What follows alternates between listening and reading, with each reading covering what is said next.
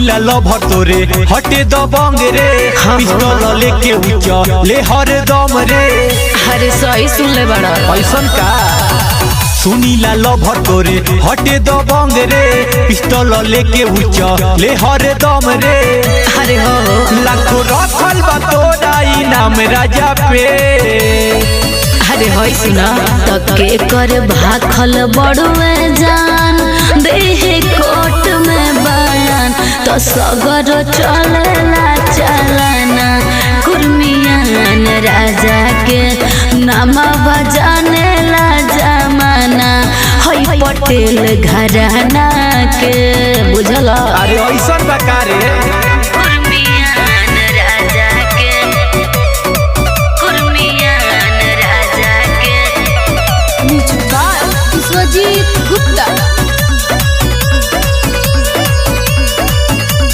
हटे रंगा बाज बड़ जाने ला जवारी हमारा ला भरवा के चल रंगदारी।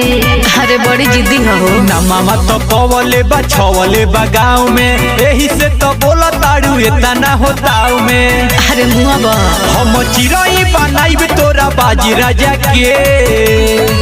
अरे होई सुना तके कर भाखल बड़ुए जान देहे कोट में बयान तो सगर चलेला चलाना कुर्मियान राजा के नाम बजाने ला जमाना हई पटेल घराना के।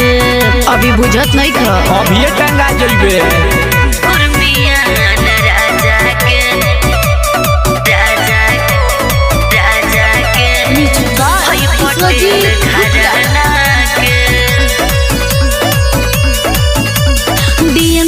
सब कोई जाना तो कर नाम बा दिल्ली तक जनवा पहुँच पहचान बा। अरे और सुनबा रोशन अमित करन गारदा हरेश के चंदन पटेल कुंदन खा जइहे केस के। अरे मुआ बा अमन छोटू जानेला तोरा काज राजा के।